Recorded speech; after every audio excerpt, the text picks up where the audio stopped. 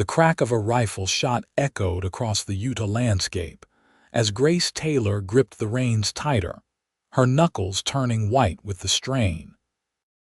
Her heart pounded against her rib cage as she glanced over her shoulder at the three men on horseback closing in on her wagon. Their bandanas pulled up over their faces and their eyes gleaming with malicious intent.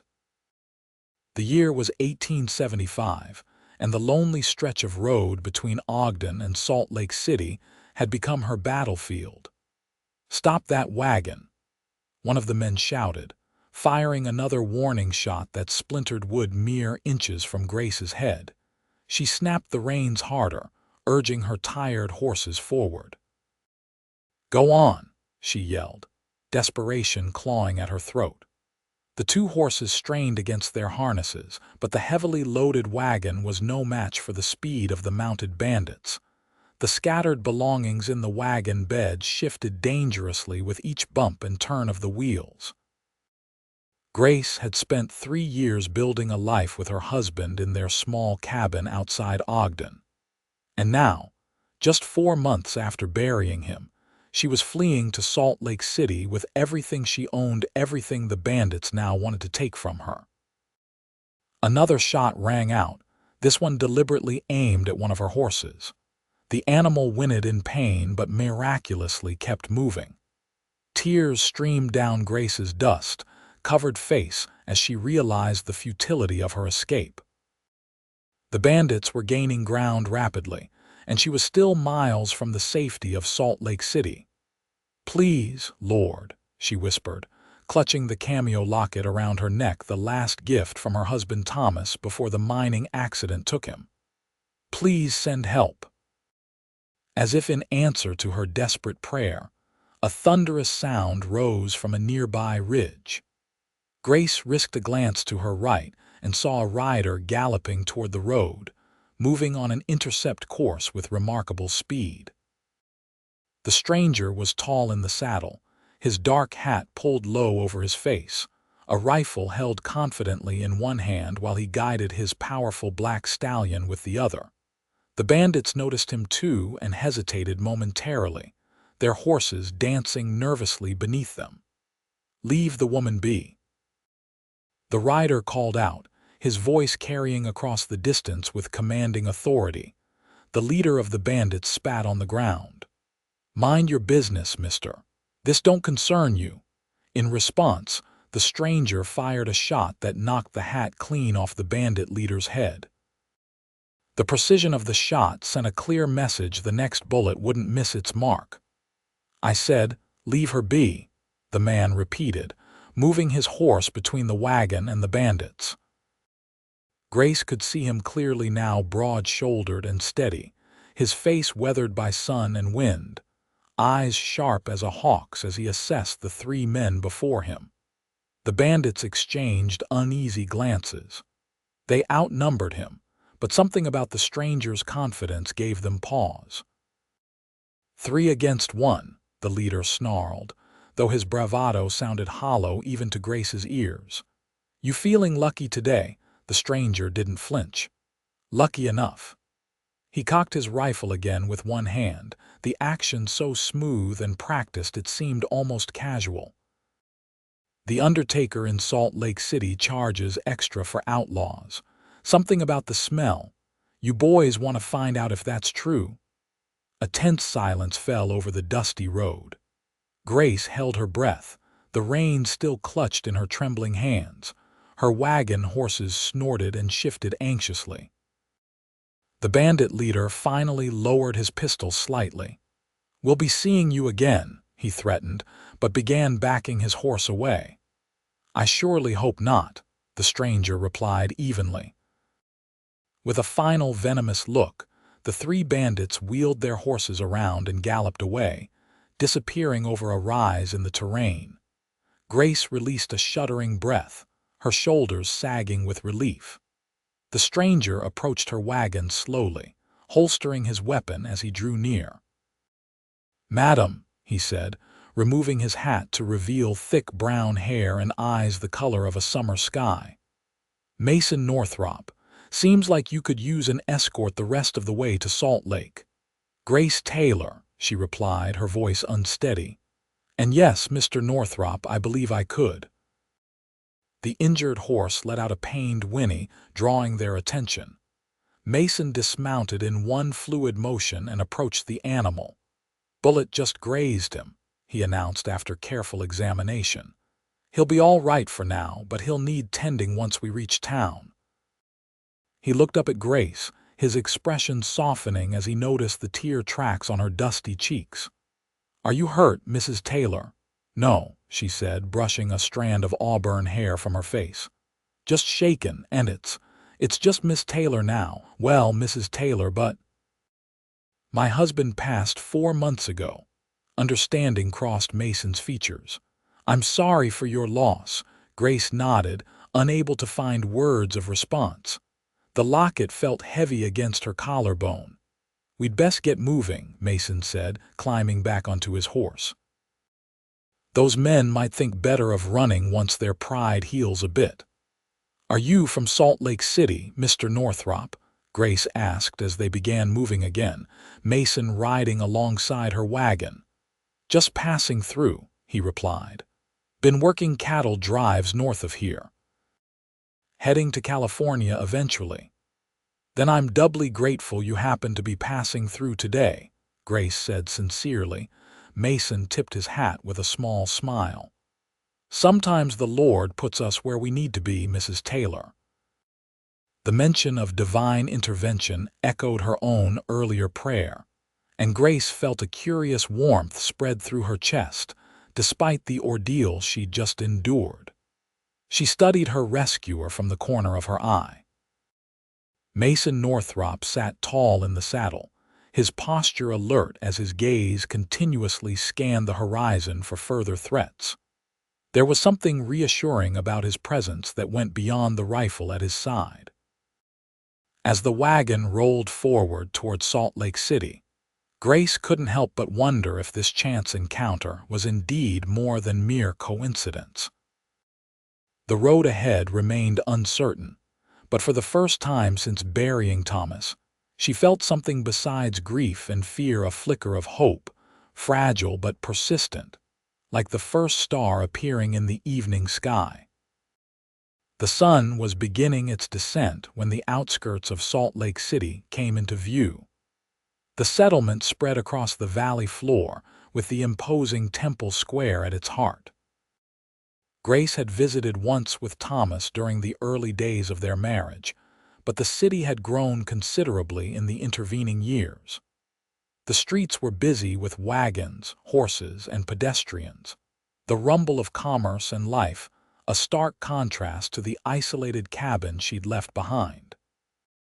"Do you have somewhere to stay?" Mason asked as they approached the city limits. Grace hesitated. "My cousin Elizabeth lives here.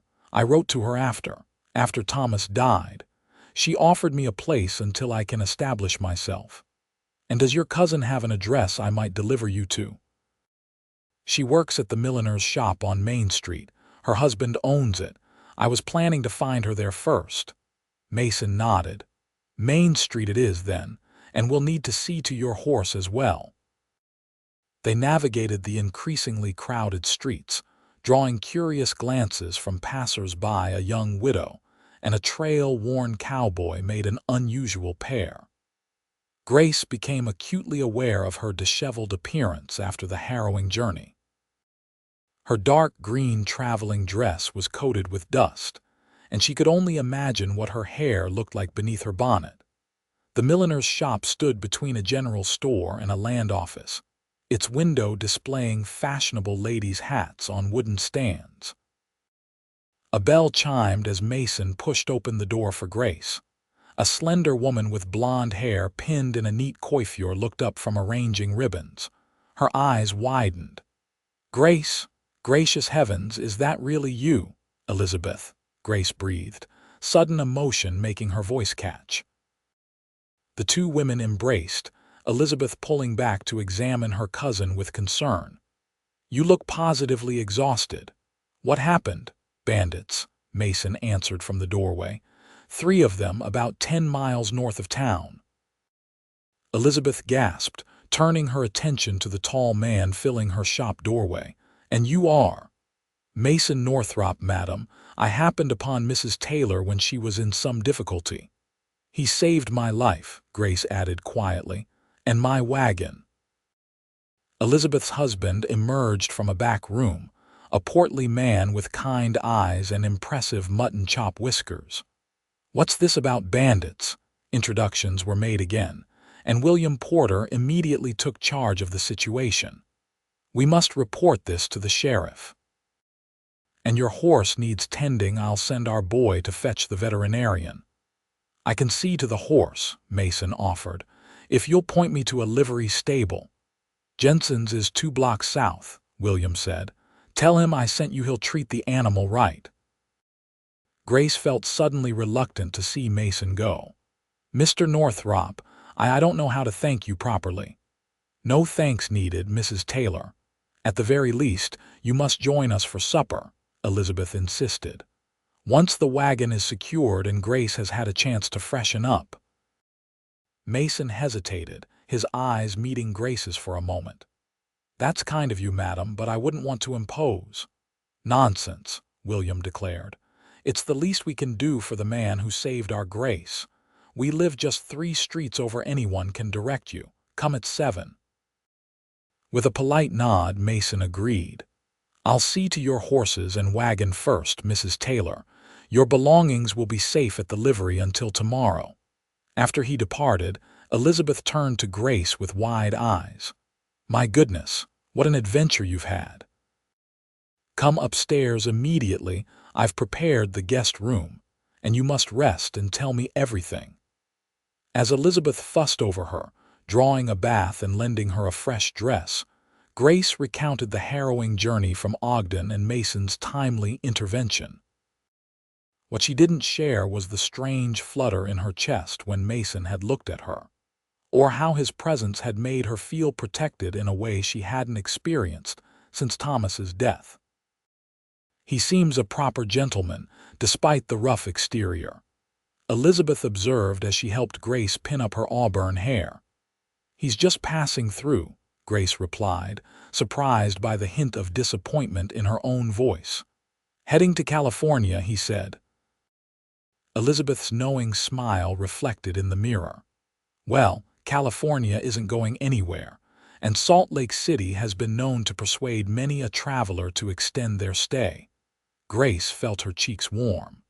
"Elizabeth Porter, whatever are you implying? I'm a widow of barely 4 months." "I'm implying nothing," Elizabeth said innocently. "Merely observing that your Mr. Northrop seemed quite concerned for your welfare. Rather gallant, wouldn't you say?" "He's not my Mr. Northrop," Grace protested, though the words felt strange on her tongue. "And 4 months is hardly enough time to—" "Time behaves differently for each heart, dear cousin," Elizabeth said gently. "Thomas would want you to be happy, you know." Grace touched her locket, the familiar ache of grief tempering the new, confusing emotion stirring within her. "I came here to start fresh, to find work and build a new life. Romance is the furthest thing from my mind." Elizabeth squeezed her shoulders affectionately. "Of course. Now let's make sure you're presentable for supper. A woman can appreciate a handsome face without any designs upon it, after all." Despite herself, Grace smiled at her cousin's teasing. The comfort of female companionship after months of isolation was a balm to her soul. As she prepared for the evening meal, she tried to focus on practical matters: finding employment, settling into city life, unpacking her belongings, but her thoughts kept returning to blue eyes and a steady voice that had appeared just when she needed them most. The evening air carried the scent of flowering gardens as Grace and the Porters waited on their veranda for their dinner guest. The modest home was comfortable and welcoming, situated on a tree-lined street populated by merchants and skilled tradespeople. Children played in nearby yards, their laughter punctuating the peaceful twilight. "There he is," William announced, spotting Mason approaching on foot, and looking considerably tidier than earlier. Indeed, Mason had clearly made an effort for the dinner invitation. His dark hair was neatly combed, his face cleanly shaved, and his clothes, while still frontier practical, were fresh and tidy. He carried his hat in his hands, and Grace noticed with a small shock how much younger he appeared without the trail dust and shadow of his hat brim. "Good evening," he greeted them, his eyes lingering briefly on Grace before addressing William. "Your horses are settled at the livery, Mrs. Taylor. The injured one has been seen by the veterinarian and should recover nicely with rest."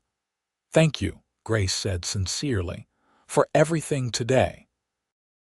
"I spoke with Sheriff Palmer while in town," Mason added.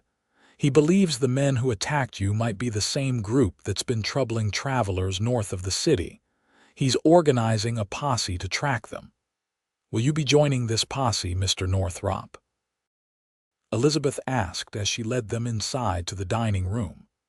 "The sheriff asked me to consider it, given I've seen their faces," Mason replied. "I haven't decided yet." The dining room was warm and inviting, with a modest chandelier casting a gentle glow over the lace-covered table. The aroma of roasted chicken and fresh bread filled the air as they took their seats. "We've heard you're California bound," William said as he carved the chicken. "What awaits you there?" "My brother has a ranch near Sacramento," Mason explained. "He's offered me a partnership. Been saving up for my share these past 5 years." "5 years is a long journey," Elizabeth observed, passing a bowl of potatoes to Grace. "You must have seen much of the country." "More than I ever expected to," Mason admitted. "Worked ranches from Texas to Montana. Drove cattle through Indian territories and across mountain passes. Never stayed anywhere longer than a season or two." "That sounds terribly lonely," Grace said before she could stop herself. Mason's eyes met hers across the table. "It has its solitary moments. But there's a certain freedom in it too."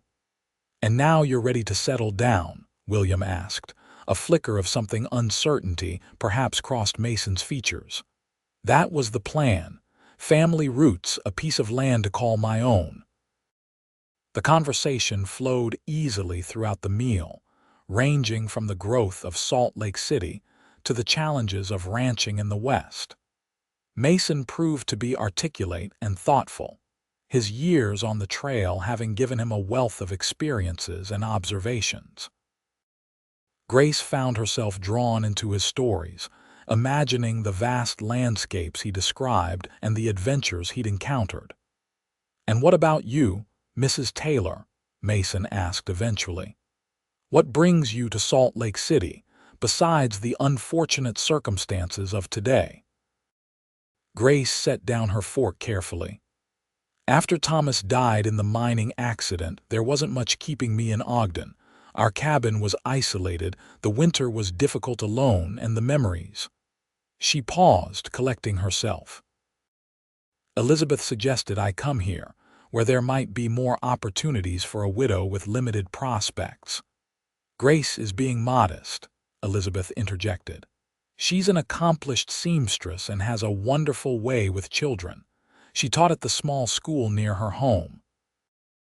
"Is that something you'd like to continue here?" Mason inquired. Grace nodded. "I hope to find similar work. The city has proper schools now, I understand, and perhaps a position might be available." "The Denison Academy is seeking instructors," William mentioned. "With the city growing so rapidly, they can scarcely keep up with the demand for education." The evening continued pleasantly, and Grace found herself laughing for the first time in months at one of Mason's tales about a particularly stubborn mule he'd encountered in Colorado. The sound of her own laughter surprised her. It felt both foreign and familiar, like rediscovering a part of herself she'd thought lost. As the hour grew late, Mason rose to take his leave. "I've imposed on your hospitality long enough," he said. "Thank you for a wonderful meal and even better company." "Will you be staying in Salt Lake City long?" Elizabeth asked, the question casual yet pointed. "I had planned to continue westward tomorrow," Mason replied, "but given the sheriff's request regarding the bandits, I might remain a few days." "Where are you staying?" William inquired. "The Overland Hotel for tonight at least." William nodded approvingly. "Decent establishment, clean beds and honest rates." At the door, Grace stepped forward. "Mr. Northrop, I don't know if I'll see you again before you depart, but please know how grateful I am for what you did today." Mason studied her face for a moment, his expression softening. "Sometimes paths cross for a reason, Mrs. Taylor. I'm glad I was there when you needed help." Their eyes held for a heartbeat longer than necessary, and Grace felt a curious tightness in her chest. Something unspoken hung in the air between them, fragile as morning mist. "Perhaps we'll meet again before I leave," Mason said finally, breaking the moment as he placed his hat on his head. "Perhaps," Grace agreed softly. After he disappeared into the darkness, Elizabeth closed the door with a knowing smile that Grace pointedly ignored. "What a remarkable man," William commented as they cleared the table. "Not many would risk themselves for a stranger as he did today." "Indeed," Elizabeth agreed, glancing slyly at Grace. "Rather providential that he happened along just when needed, wouldn't you say?" "Quite providential," Grace murmured, her fingers unconsciously finding Thomas's locket around her neck. The familiar weight of it reminded her of obligations to a memory, even as new possibilities whispered at the edges of her consciousness. That night, as she lay in the unfamiliar bed in Elizabeth's guest room, Grace's thoughts drifted between past and present. Images of Thomas mingled with memories of the days, events, the terror of the bandits, the surprising security she'd felt in Mason's presence, the warmth in his eyes when he smiled. "What am I doing?" she whispered to the darkness. "Thomas is barely cold in his grave." Yet something Elizabeth had said earlier resonated within her. Time behaves differently for each heart. Was it disloyal to feel this flicker of interest in another man? Or was it simply human nature, the heart's instinct to reach for connection even in grief? Sleep came eventually, but her dreams were a confusing tapestry of danger and rescue, loss and possibility. When morning light filtered through the curtains, Grace woke with a sense of resolve.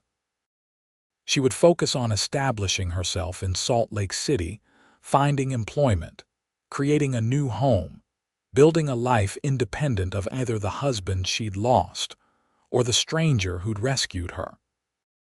Whatever strange feelings Mason Northrop had stirred within her would surely fade once he continued his journey to California. Life, Grace decided as she dressed for the day, had already proven itself unpredictable enough, without adding romantic complications to her already uncertain future. The following morning, Grace accompanied Elizabeth to the milliner's shop, where they began the process of retrieving her belongings from the livery. William had arranged for a local man with a dray wagon to transport Grace's possessions to their home, where she would stay until finding suitable accommodations of her own.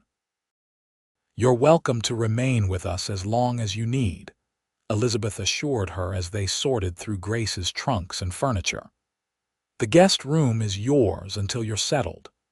"You're too generous," Grace replied, carefully unwrapping a porcelain figurine, a wedding gift from Thomas's mother.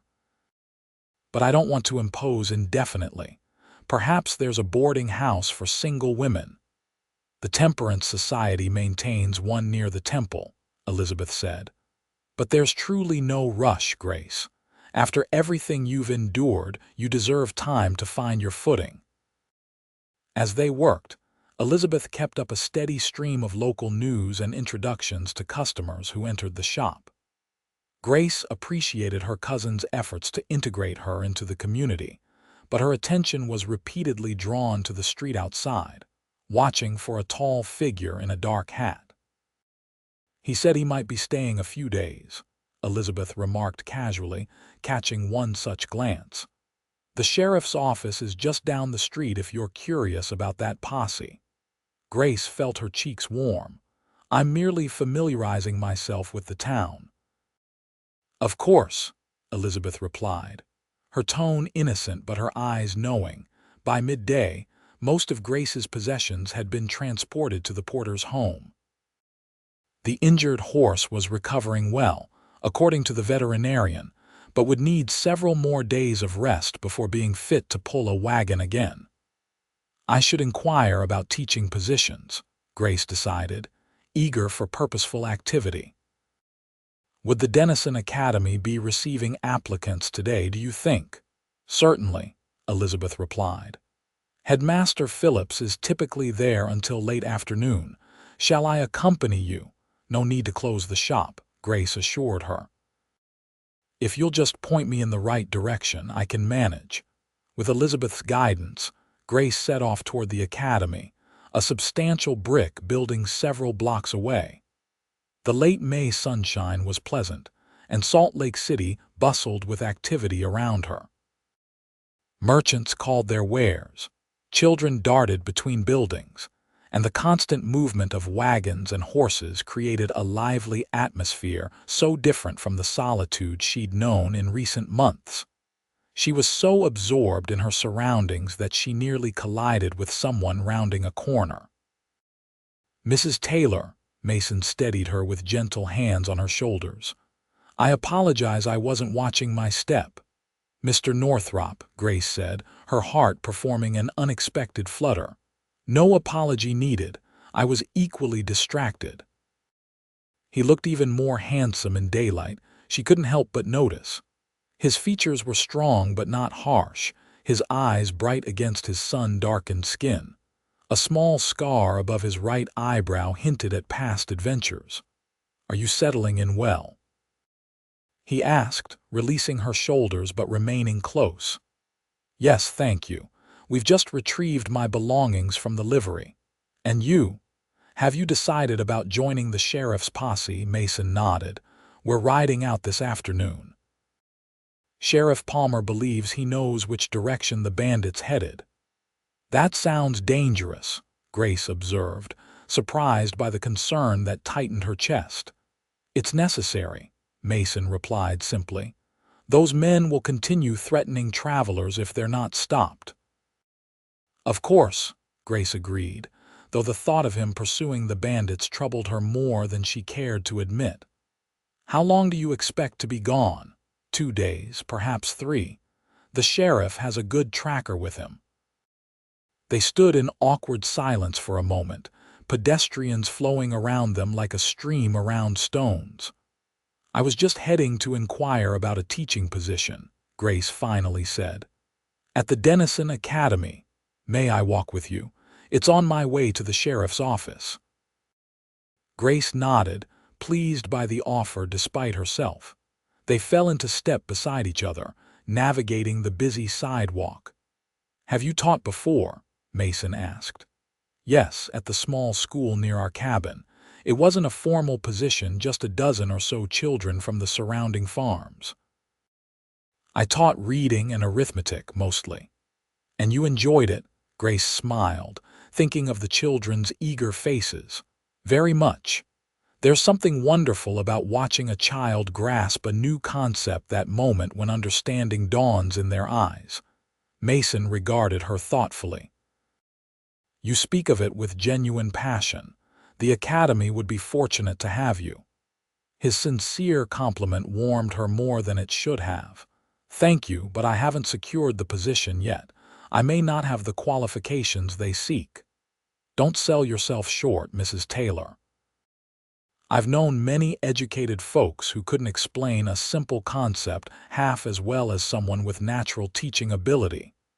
They reached the academy's imposing entrance, where a brass plaque announced its founding date of 1860. Well, this is where I leave you, Mason said, tipping his hat. Good luck with your interview, Mrs. Taylor. And good luck with your pursuit, Mr. Northrop, Grace replied. Please, be careful. Something flickered in his eyes, surprise perhaps at her concern. "I always am." He hesitated, seeming on the verge of saying more, then simply nodded and turned away. Grace watched him go, an inexplicable heaviness settling in her heart as his figure disappeared into the crowd. Forcing her attention back to the matter at hand, she squared her shoulders and entered the academy. The interior was cool and hushed, with polished wood floors and the distinct smell of books and chalk dust. A severe-looking woman at a desk directed her to the headmaster's office. Headmaster Phillips proved to be younger than Grace had expected, perhaps 40, with a scholarly demeanor and wire-rimmed spectacles. He listened attentively as she described her teaching experience and educational background. "We do have a need for an assistant instructor in our junior forms," he said when she had finished. "The city's growth has overwhelmed our current staff. You don't have formal certification, but your experience is relevant." Grace's hopes rose. "I'm a quick learner, sir, and deeply committed to education." "I can see that," Phillips agreed. The position would begin with the autumn term in September, assuming a satisfactory trial period during summer preparations. "That would be perfect," Grace said eagerly. The timing would allow her to properly establish herself in Salt Lake City. They discussed salary and expectations, and by the time Grace left the academy, she had secured a provisional teaching position pending a demonstration lesson the following week. The accomplishment buoyed her spirits as she made her way back to Elizabeth's shop, momentarily displacing her worry about Mason and the posse. Elizabeth was delighted by the news. "I knew they would see your value immediately. We must celebrate tonight. William will bring home a bottle of his special elderberry wine." The celebration, however, was tempered by reports filtering into town about the posse's departure. Salt Lake City, for all its growth, still maintained the characteristics of a frontier community where news traveled rapidly. They headed north, following the Bandits' trail, William reported when he returned home that evening. "Sheriff Palmer took 6 men, including your Mr. Northrop." "He's not my Mr. Northrop," Grace protested automatically, though her appetite diminished at the news. "Word is those bandits might be part of the Dawson gang," William continued, accepting a glass of wine from Elizabeth. "They've been terrorizing the territory for months. Stage robberies, homestead raids, dangerous men. And the sheriff thinks 6 men are sufficient to confront them." Grace couldn't keep the concern from her voice. William shrugged. "Palmer knows his business, and your cowboy looked capable enough." Despite the porter's attempts to maintain festive spirits in honor of Grace's teaching position, the evening was subdued. After helping Elizabeth with the dishes, Grace retired early, claiming fatigue from the day's excitements. In the privacy of her room, she sat by the window, gazing at the stars emerging above the city's rooftops. The events of the past 2 days seemed almost dreamlike in their intensity. The attack, Mason's timely rescue, her arrival in Salt Lake City, and now his departure with the posse. So much change in so little time. Her fingers found Thomas's locket, opening it to reveal the tiny photograph inside. His kind face looked back at her, frozen in time. "What would you think of all this, Thomas?" she whispered. "Would you understand these confusing feelings?" No answer came, of course, but as she closed the locket, Grace felt a subtle shift within herself. The grief remained, a quiet companion she suspected would never entirely leave, but it no longer seemed to consume her whole being. Perhaps this was what healing looked like, not the absence of pain, but its gradual transformation into something that could coexist with new experiences, new emotions, even new connections. The thought was both comforting and frightening. Comforting because it suggested a future beyond the paralysis of loss. frightening because it meant accepting change and risk. As she prepared for bed, Grace realized her prayers that night would include not only thanks for her teaching position, but also protection for a certain blue-eyed cowboy riding with the sheriff's posse.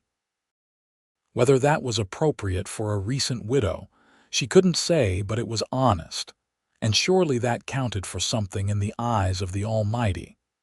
The next 2 days passed in a blur of activity. Grace helped Elizabeth in the shop, continued organizing her belongings, and prepared for her demonstration lesson at the academy. The familiar routines of daily life provided welcome structure, though she couldn't help glancing down the street whenever she ventured outside, searching for any sign of the returning posse. On the afternoon of the third day since their departure, the clatter of hooves and men's voices drew townspeople to their doors and windows. Grace was helping a customer select ribbons when the commotion reached the milliner's shop. "They're back," someone called from the street. "The sheriff's posse has returned." Elizabeth gave Grace a knowing look. "Perhaps you should step outside for a moment, to see if there's news, of course." Grace hesitated only briefly before untying her shop apron and smoothing her hair. "I'll just be a moment," she promised, ignoring Elizabeth's satisfied smile. The main street was filling with curious onlookers as the posse rode into town. Sheriff Palmer led the group, his expression grim but satisfied. Behind him rode his deputies and the volunteer posse members, dust-covered and weary. Grace scanned their faces anxiously, her heart stuttering when she didn't immediately see Mason among them. Then the crowd shifted, and she spotted him near the rear of the group. Relief flooded through her, followed immediately by concern. His left arm was wrapped in a makeshift bandage, and he rode with a stiffness that suggested pain beneath his stoic expression. The posse halted before the sheriff's office. Palmer dismounted and addressed the gathering crowd. "The Dawson gang won't be troubling this territory anymore," he announced. "2 dead, 3 captured, including Ira Dawson himself." A cheer went up from the townspeople, but Grace barely heard it. Her attention remained fixed on Mason as he carefully dismounted, visibly favoring his injured arm. Without conscious decision, she moved through the crowd toward him. "Mr. Northrop," she called, "you're hurt." Mason turned, surprise and something warmer lighting his tired eyes when he saw her. "Mrs. Taylor, it's nothing serious, just a bullet graze. Has a doctor seen it?" she asked, instinctively reaching toward the bandage before catching herself. "The sheriff's wife did what she could at their camp," Mason replied. "I'll have the town doctor look at it once things settle." "You'll do no such thing," Grace said firmly. "You'll come with me to Dr. Holbrook immediately. Elizabeth's husband says he's the finest physician in the city." Mason blinked at her authoritative tone, then smiled slightly. "Yes, madam." Sheriff Palmer approached them. "Northrop will need your statement for the record, but it can wait until tomorrow. Get that arm seen to properly." "Thank you, Sheriff," Mason replied with a respectful nod. Grace led Mason through the dispersing crowd, acutely aware of curious glances but too concerned to care about appearances. "What happened?" she asked as they walked toward the doctor's office. "We caught up to them yesterday near the Idaho border," Mason explained. "They didn't surrender peacefully. During the exchange of gunfire, one of them got lucky." "Lucky would have been missing you entirely," Grace remarked, which drew a chuckle from Mason despite his obvious discomfort. "Your concern is touching, Mrs. Taylor." "Grace," she said impulsively. "Under the circumstances, I think you might call me Grace." He glanced at her, his expression softening. "Only if you'll call me Mason." The simple exchange felt significant somehow, a small boundary crossed. "Mason, then," she agreed, the name feeling both strange and natural on her lips. Dr. Holbrook's office was a tidy building with a shingle advertising his services. The doctor himself proved to be an efficient man in his 50s who assessed Mason's injury with practiced eyes. "Nasty graze, but no serious damage," he pronounced after cleaning and properly bandaging the wound. "Keep it clean and dry for a week. No heavy lifting or strenuous activity." "I'll make sure he follows your instructions," Grace promised, earning an amused look from Mason. "Will you now?" He murmured as they left the doctor's office. Grace felt her cheeks warm. "Well, someone should, and you strike me as the type to ignore sensible medical advice. You've determined my character so quickly." There was no offense in his tone, only genuine curiosity. "You faced 3 armed bandits without hesitation and volunteered to pursue more of them with the posse," Grace pointed out. "That suggests a certain disregard for personal safety." Mason considered this as they walked slowly back toward the center of town. "Perhaps," he conceded. "Or perhaps some things are worth the risk." Their eyes met briefly, and Grace felt that curious flutter in her chest again. She looked away first, focusing on the busy street ahead. "Will you continue to California now?" she asked, surprised by how difficult the question was to voice. Mason was silent for several steps. "My original plan was to leave once the business with the bandits was concluded," he said finally. "But I find myself reconsidering." "Oh," Grace tried to keep her tone neutral, though her pulse quickened. "Salt Lake City has unexpected attractions," Mason said carefully. "And my arm could use a proper recovery period before a long journey." Hope rose within Grace, quickly tempered by practical concerns. "Where will you stay? The Overland Hotel must be expensive for an extended period." The sheriff mentioned work available at the Peterson Ranch just outside town. Apparently, they need an experienced hand who can help train horses. It would include lodging. They had reached the milliner's shop. Grace paused outside, oddly reluctant to end their conversation. "That sounds promising. When will you decide?" "Soon," Mason replied, studying her face with an intensity that made her breath catch. "Very soon." The shop door opened and Elizabeth emerged, her eyes widening at the sight of Mason's bandaged arm. "Mr. Northrop." "Grace, you didn't mention he was injured." "It's just a graze," Mason assured her. "Your cousin was kind enough to insist I see Dr. Holbrook." "How fortunate she found you in the crowd," Elizabeth remarked innocently. "Will you join us for supper again this evening?" William would be most interested to hear about the posse's success.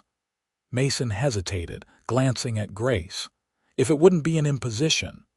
"Not at all," Grace said quickly, perhaps too quickly judging by Elizabeth's satisfied expression. "That is, I'm sure William would appreciate a first-hand account." 7 o'clock then, Elizabeth confirmed. "Now, Grace, Mrs. Henderson is waiting to see those lace samples we received yesterday." With a parting nod to Mason, Grace followed her cousin into the shop, aware of his gaze following her until the door closed between them. "Well," Elizabeth said once they were alone in the back room, "it seems the heroic Cowboy has returned safely, if somewhat battle-worn." "He was injured helping capture dangerous criminals," Grace replied defensively. "I could hardly ignore that." "Of course not," Elizabeth agreed, her innocent tone belied by the knowing twinkle in her eye. "And his extended stay in our fair city is purely for medical reasons, I'm sure." Grace busied herself with the lace samples, avoiding her cousin's gaze. "He mentioned possible work at the Peterson Ranch. It's sensible to rest before continuing such a long journey." "Quite sensible," Elizabeth echoed, making no effort to hide her amusement. "And entirely unrelated to a certain auburn-haired teacher who arrived in town mere days ago." "Elizabeth," Grace protested, though a small, secret part of her hoped her cousin might be right. The evening found Grace taking unusual care with her appearance before Mason's arrival. She chose a dress of deep blue that Thomas had always said complimented her eyes, then spent extra time arranging her hair in a style more elaborate than her usual simple coiffure. Elizabeth noticed, but, mercifully, refrained from comment. Mason arrived precisely at 7, likewise having made efforts with his appearance despite his injury. He had acquired a new shirt, and his hair was neatly combed, though the bandage on his arm provided a stark reminder of his recent ordeal. "Mr. Northrop," William greeted him warmly. "Or should I say Deputy Northrop after your service with the posse?" Mason smiled, shaking William's offered hand. "Just Mason, please. I was happy to help, but I'm no lawman." Dinner was a lively affair, with Mason recounting the posse's pursuit and eventual confrontation with the Dawson gang. He told the story well, Grace noticed, neither embellishing his own role nor dwelling unnecessarily on the violence of the encounter. "Sheriff Palmer believes these were the same men who attacked Mrs. Taylor Grace's wagon," Mason said, briefly meeting her eyes across the table. "They had items from other robberies in their possession." "Then Salt Lake City owes you a debt of gratitude," William declared. "Those routes are essential for commerce and travel. Have you decided about the Peterson Ranch position?" Elizabeth inquired innocently. Mason nodded. "I spoke with Mr. Peterson this afternoon. I start tomorrow light duties until my arm heals fully, then regular ranch work." "How long do you anticipate staying?" William asked. "At least through the summer," Mason replied, his gaze flickering briefly to Grace. "Mr. Peterson needs help breaking horses for a government contract. It's good work and the pay is fair." Grace felt a strange mixture of emotions at this news, pleasure that Mason would remain in Salt Lake City, concern that she was perhaps too pleased, and uncertainty about what his presence might mean for her own carefully laid plans. After dinner, William suggested a stroll in the garden to enjoy the pleasant evening air. Elizabeth conveniently remembered mending that required immediate attention, leaving Grace and Mason to walk the garden paths alone. The Porter garden was modest but lovely, with roses beginning to bloom along a wooden trellis and a small bench situated beneath an apple tree. Twilight painted the western sky in shades of gold and pink, while the first stars appeared overhead. "You're very quiet," Mason observed as they walked side by side, a respectable distance between them. "I'm glad you found suitable employment," Grace said carefully. "The Peterson Ranch has a good reputation." "But," Mason prompted, sensing her unspoken thoughts. Grace sighed, stopping beneath the apple tree. "I'm confused, Mason. 2 days ago, I was certain you would be continuing to California as planned. I had resigned myself to that, focused on my own path forward, and now I'm staying," he finished softly. "Does that disturb you?" "Not disturb exactly." Grace searched for the right words. "I'm a widow of barely 5 months. I came here to rebuild my life independently. I wasn't seeking complications." Mason's expression remained thoughtful rather than offended. "And that's what I represent, a complication, aren't you?" Grace challenged gently. "These feelings, whatever they may be, weren't part of my plans." "Nor mine," Mason admitted. "California has been my goal for 5 years. My brother is expecting me. Yet here I am, accepting a temporary position that delays that journey indefinitely." They stood in silence for a moment, the implications of their mutual confession hanging in the air between them. "What are we doing, Mason?" Grace finally asked. "I don't know," he answered honestly. "I only know that the thought of riding away from Salt Lake City, away from you, felt wrong somehow.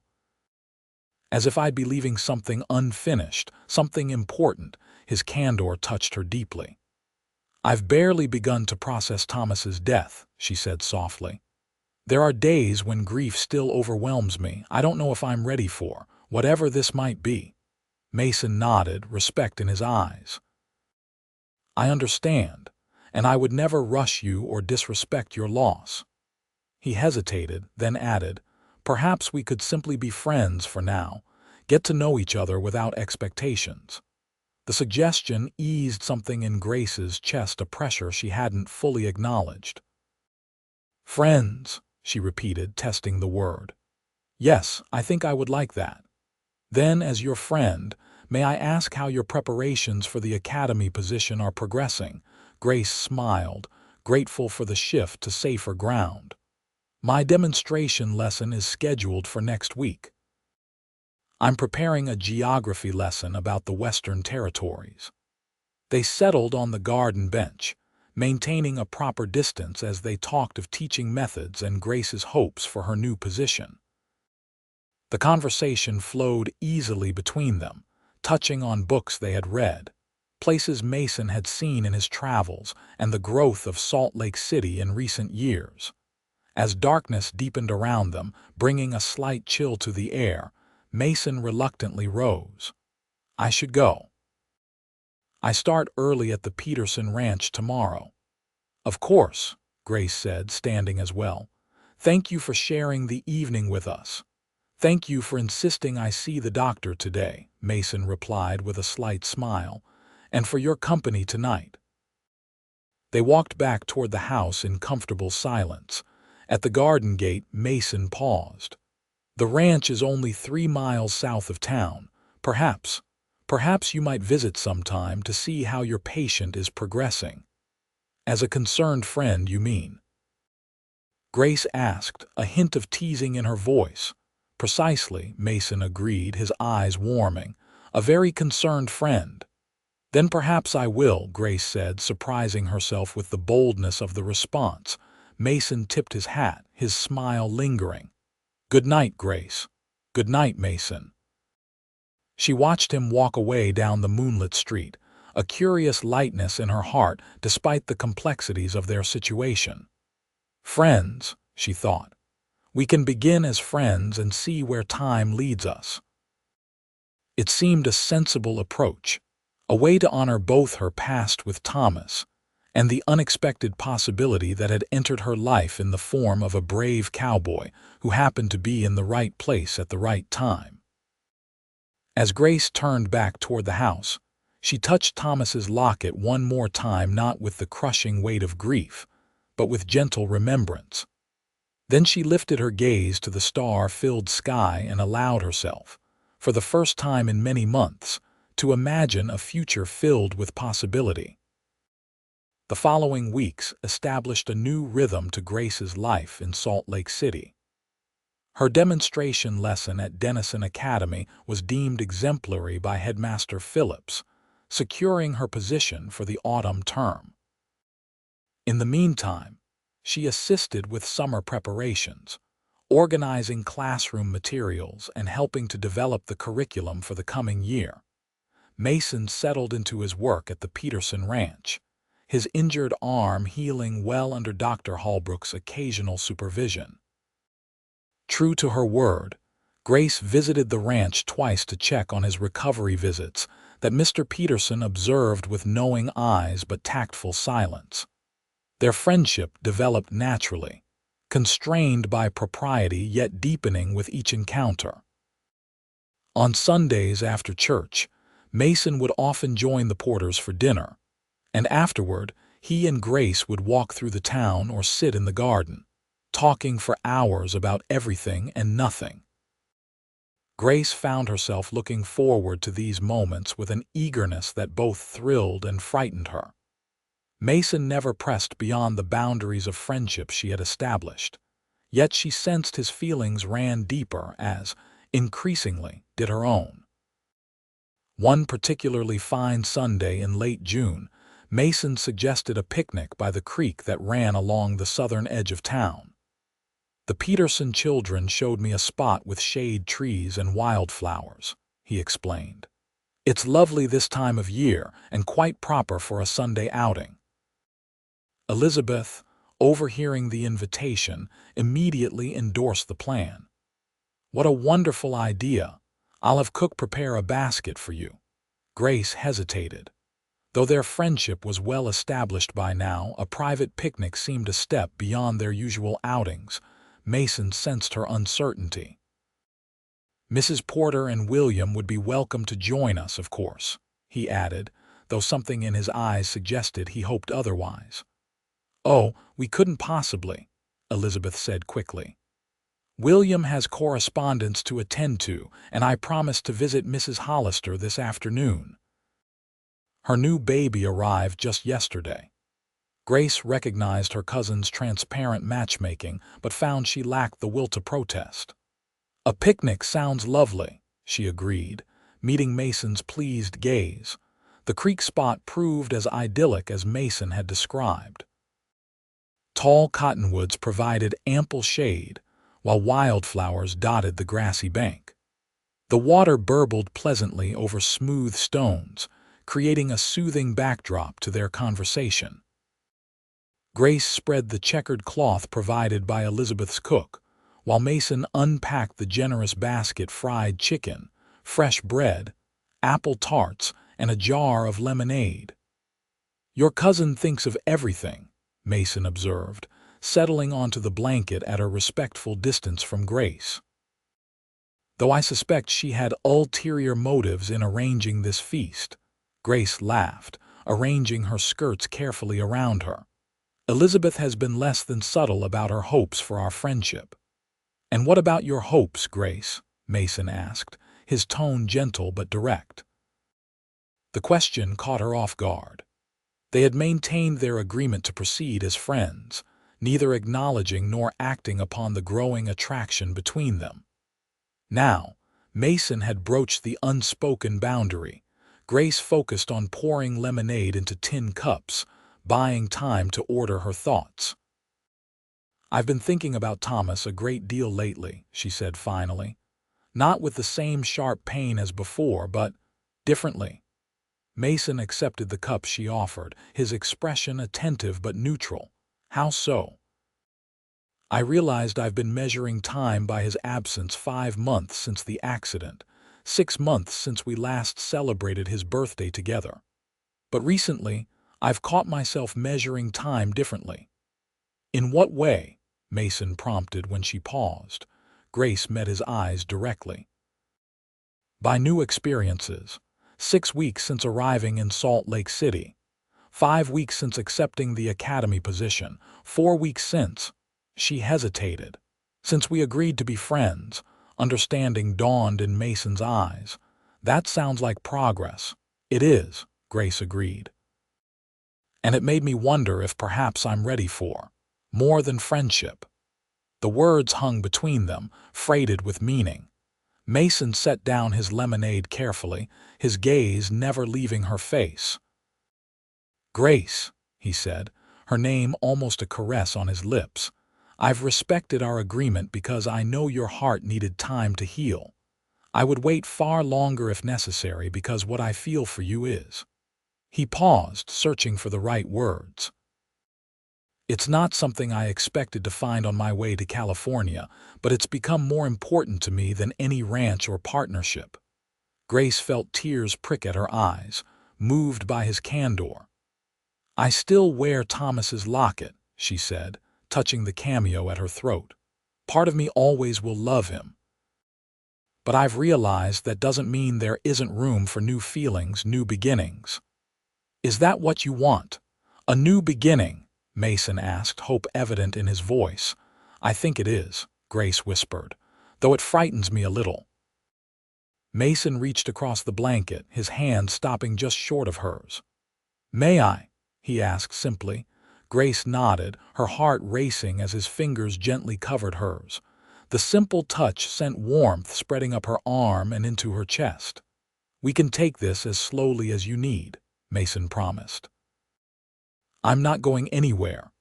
"What about California?" Grace asked. "Your brother's ranch." Mason's thumb traced small circles on the back of her hand. "I wrote to Nathan last week, told him my plans had changed, at least for now." He understood. The significance of this declaration wasn't lost on Grace. Mason had essentially abandoned his 5-year goal, the partnership he'd worked toward for so long, without any guarantee that she would reciprocate his feelings. That was a risk, she observed. Some things are worth the risk, Mason replied, echoing his words from weeks earlier. You're worth the risk, Grace. Impulsively, Grace leaned forward and pressed a soft, brief kiss to his cheek. Thank you, she whispered, drawing back with pink-tinged cheeks, for being patient. For understanding. Mason's eyes had widened at her gesture, and a smile now spread across his face. Does this mean I may court you properly, Mrs. Taylor? Grace returned his smile, feeling lighter than she had in months. Yes, Mr. Northrop, I believe it does. The remainder of the picnic passed in a golden haze of shared food and deepening connection. They talked of their childhood's Masons on a small farm in Missouri, before the war scattered his family, Grace's in a Pennsylvania town where her father had been a doctor. They discovered mutual favorites in literature and music, debated good-naturedly about politics, and found themselves laughing more freely than either had in a long time. When they finally packed up the remains of their meal as the sun began to lower in the western sky, something had definitively shifted between them. Mason offered his arm as they walked back toward town, and Grace accepted it without hesitation, her hand resting comfortably in the crook of his elbow. Elizabeth's knowing smile when they returned to the Porter home went unremarked upon, though Grace suspected her blush confirmed her cousin's suspicions. "Did you have a pleasant afternoon?" Elizabeth inquired innocently. "Very pleasant," Mason replied, his eyes meeting Grace's with shared understanding. "In fact, I was hoping to call on Mrs. Taylor again tomorrow evening with your permission." "Of course," Elizabeth agreed, practically beaming. "We would be delighted to have you." After Mason took his leave with a lingering glance at Grace, Elizabeth could contain herself no longer. "Well?" she demanded as soon as the door closed behind him. "Well, what?" Grace asked, feigning innocence. "Grace Taylor, do not tease me so, has he declared himself?" Grace laughed, her happiness too expansive to contain. "He has asked to court me properly, and I have agreed." Elizabeth clasped her hands together in delight. "I knew it. From the moment he brought you safely to town, I knew there was a spark between you." "It's still very new," Grace cautioned. "And I'm still—" She touched the locket at her throat. Elizabeth's expression softened. "Of course you are, dear. No one expects you to forget Thomas, but he would want you to be happy to live fully." "I believe he would," Grace agreed, surprised to find she truly meant it. Thomas had been a kind and generous man who had always wanted the best for her. While he could never have anticipated the circumstances of his death or her subsequent path, she couldn't imagine him begrudging her this chance at new happiness. The summer unfolded with quiet joy as Mason courted Grace with respectful devotion. He brought her wildflowers from the ranch meadows, accompanied her to church socials and town gatherings, and spent countless evenings in conversation on the Porter's veranda. Their connection deepened with each passing day, built on mutual respect and growing affection. By August, Grace had secured a small cottage near the academy, a tidy 2-room dwelling with a vegetable garden and apple tree in the yard. The Porters helped her move in, and Mason built shelves for her books and repaired the sagging front step. "It's perfect," Grace declared as they stood in the completed cottage, surveying her new home. "Just the right size for one person." "For now," Mason said with a significant look that sent color rushing to her cheeks. The academy term began in September, bringing new challenges and satisfactions as Grace taught children from Salt Lake City's growing population. Her natural affinity for teaching quickly made her a favorite among students and fellow instructors alike. Mason, meanwhile, had proved so valuable at the Peterson Ranch that he was offered a permanent position as foreman. The promotion came with increased pay and a small cabin on the property, improvements that did not go unnoticed by Grace or the ever-observant Elizabeth. As autumn painted the surrounding mountains with gold and crimson, Mason invited Grace for a sunset ride to a ridge overlooking the valley. They had spent many evenings together by now, but something about his manner that day slightly nervous, unusually formal sent butterflies dancing in Grace's stomach.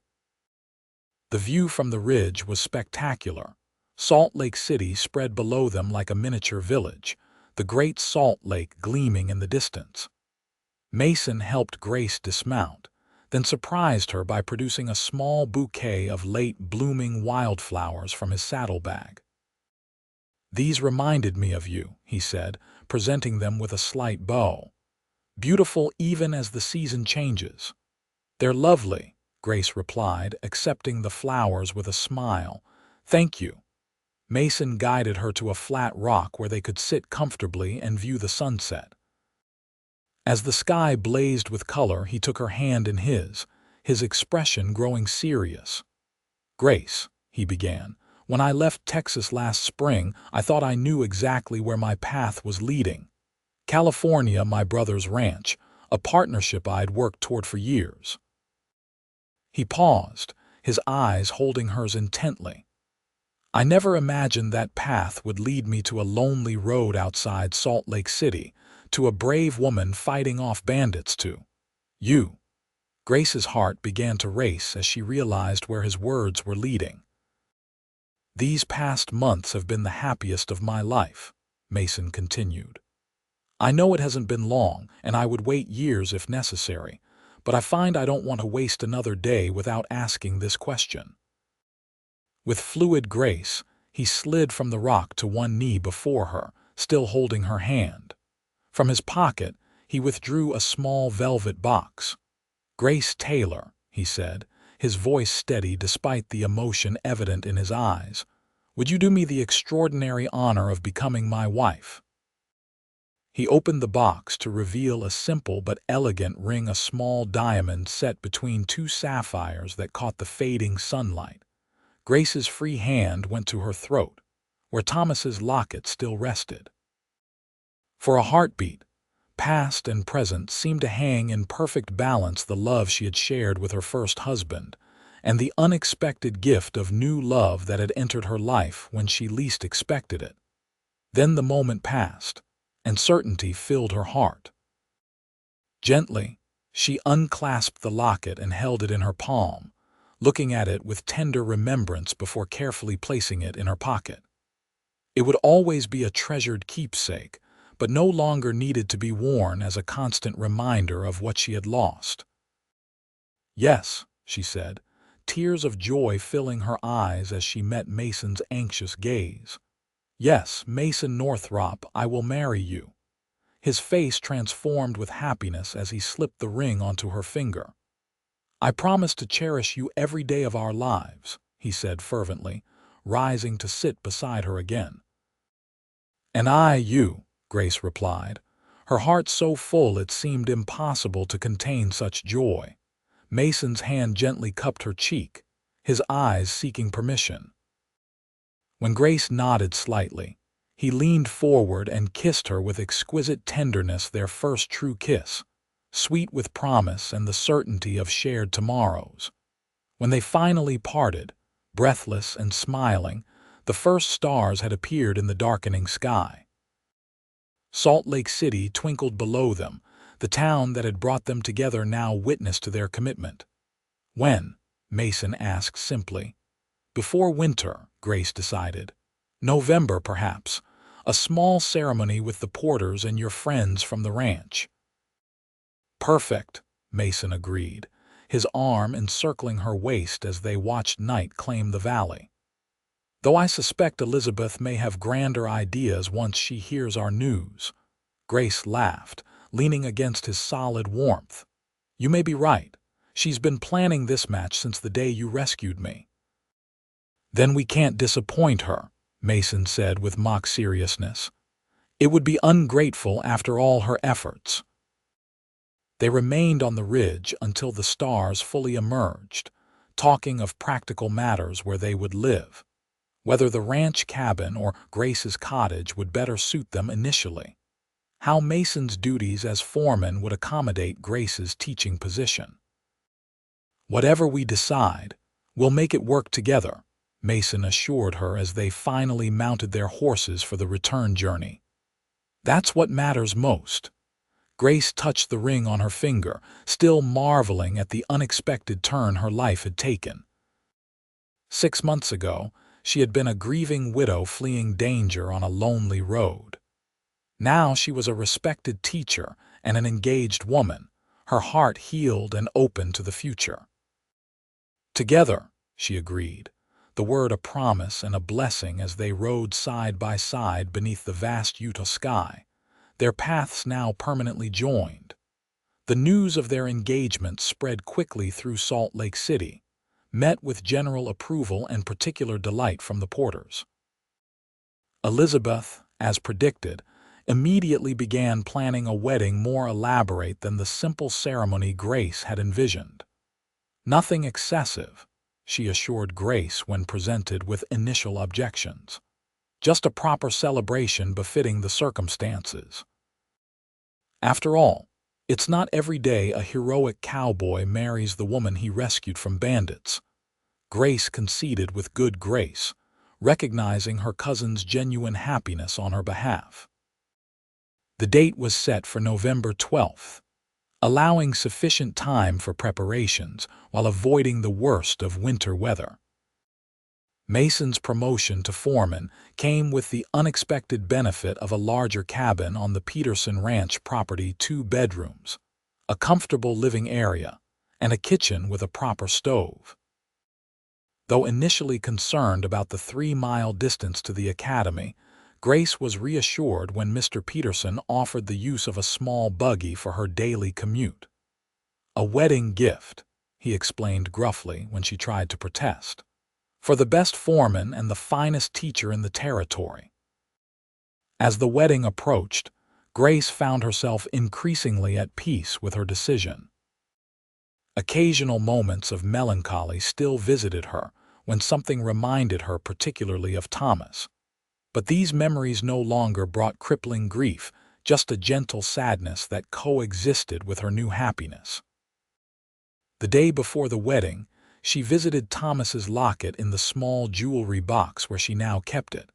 Opening it one last time, she looked at his familiar features and whispered a final farewell. "I'll always remember our time together," she promised softly. "But tomorrow I begin a new chapter. I think you would approve of Mason. He's a good man, as you were." Closing the locket, she placed it carefully back in the box. Tomorrow she would carry a different token, a handkerchief that had belonged to her mother, embroidered with forget-me-nots and her parents' initials. The wedding day dawned clear and crisp, the November sky a deep, limitless blue above the mountains surrounding Salt Lake City. Elizabeth had transformed the Porter home with autumn flowers and ribbons, and the small garden had been arranged with chairs for the 30 guests' friends from the academy, ranch hands and their families from the Peterson Ranch, and neighbors who had welcomed Grace into the community. In the guest bedroom that had been her first home in Salt Lake City, Grace prepared with Elizabeth's help. Her wedding dress was simpler than Elizabeth had initially proposed, but elegant nonetheless, ivory satin with delicate lace at the collar and cuffs, and a modest train that Elizabeth insisted upon. "You look radiant," Elizabeth declared as she secured the short veil to Grace's upswept hair. "Absolutely beautiful." Grace studied her reflection in the mirror, seeing not just her outward appearance but the inner transformation of the past 6 months. Gone was the grief-stricken widow who had fled Ogden with little hope for the future. In her place stood a woman who had rebuilt her life, found purpose in teaching, and opened her heart to love once more. "I'm ready," she said with quiet certainty. The ceremony itself was brief but deeply meaningful. Mason waited for her beneath an arch of autumn branches, his expression transforming with wonder and love as she walked toward him on William's arm. The minister spoke of new beginnings and God's providence, and when the time came to exchange vows, their voices rang clear and true across the hushed garden. I, Mason James Northrop, take thee, Grace Elizabeth Taylor, to be my lawfully wedded wife. I, Grace Elizabeth Taylor, take thee, Mason James Northrop, to be my lawfully wedded husband. The simple gold bands they exchanged were outward symbols of a commitment that had begun months earlier on a dusty road north of the city, a chance encounter that had altered the course of both their lives. I now pronounce you husband and wife, the minister concluded. What God has joined together, let no man put asunder. Mason's kiss was tender yet assured, a promise of both passion and devotion that brought applause from their assembled guests. As they turned to face their friends, Grace felt a sense of rightness so profound it nearly overwhelmed her. Mrs. Northrop, Mason whispered, his eyes reflecting the joy in her own. Mr. Northrop, she replied with a radiant smile, taking his arm as they walked together down the makeshift aisle toward their future. The celebration continued well into the evening, with food and music and dancing in the porter's parlor. When the newlyweds finally departed for the ranch cabin that would be their home, they were sent off with cheers and well wishes. The night was clear and star-filled as Mason guided their buggy along the familiar road to the Peterson ranch. Grace leaned against his shoulder, content in the comfortable silence between them. Happy? Mason asked as the lights of the ranch buildings came into view.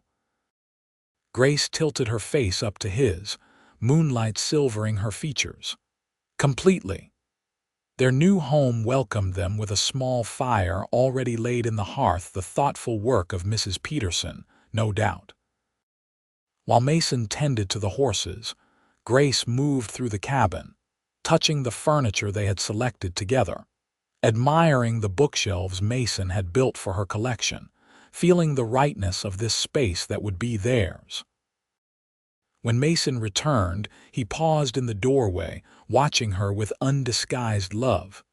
"Welcome home, Grace Northrop."